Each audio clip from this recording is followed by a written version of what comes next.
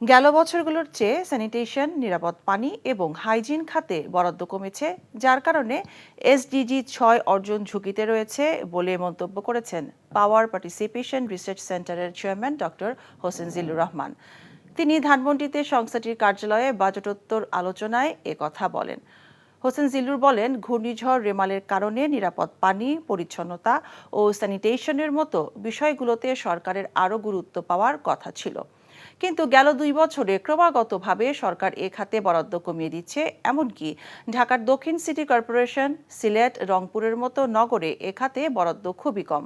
তার দাবি, দেন দরবার করে ওয়াশ বাজেট বরাদ্দ পাওয়ায় প্রয়োজন অনুসারে প্রান্তিক, দুর্গম, পাহাড়ি ও চরাঞ্চলের মানুষ বেশি ক্ষতিগ্রস্ত হচ্ছে।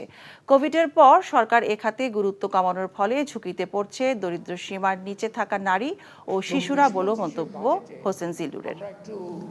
শঙ্কিত হচ্ছে যে ওয়াশ অ্যালোকেশন এটা কমে গেছে।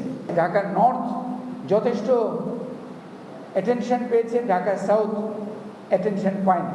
এই যে বৈষম্যগুলো হচ্ছে শহর ধরে, সিটি কর্পোরেশন ধরে, ওয়াসা ধরে, এই বৈষম্যের কোনো কারিগরি ব্যাখ্যা নেই। এটা নিড বেসড অ্যালোকেশন হচ্ছে না। এখন জন্ম সনদ দিয়ে খোলো বিকাশ স্টুডেন্ট অ্যাকাউন্ট। নিজের বিকাশ নিজে কর।